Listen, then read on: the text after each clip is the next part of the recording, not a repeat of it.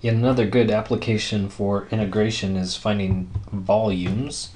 We'll be doing a lot more of this in third semester calculus. The way that we do it in first semester calculus is take a couple of functions like y equals x squared and another one, y equals x to the fourth. And because both 1 to the squared and 1 to the fourth is equal to 1, they meet on the interval from 0 to 1. So at 0 they meet, and at 1 they meet. And they make this little crescent shape. So take that crescent shape and now rotate it about the x-axis.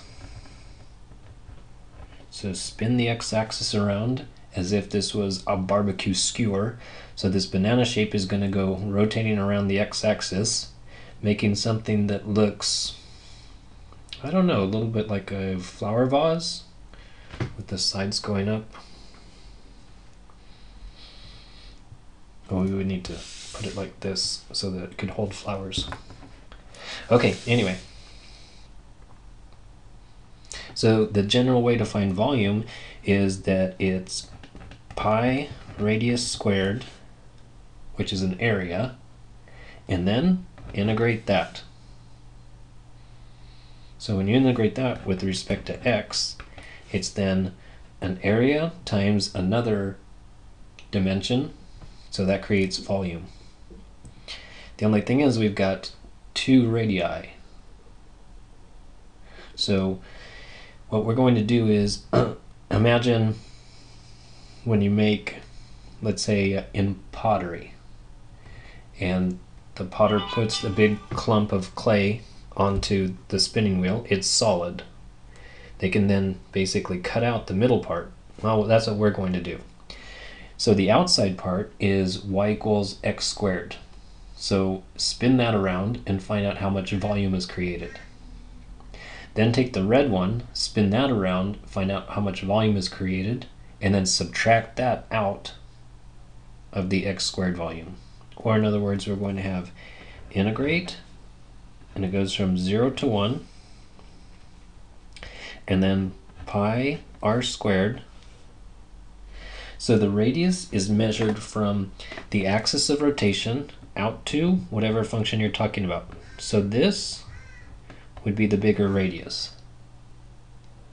So that's a height of y, and you could integrate y if you want to, but we're going to be using x's. So that means that it is x squared. But then the radius needs to be squared. And then go from here to the smaller one, x to the fourth, find out how much that volume would be, and subtract it out.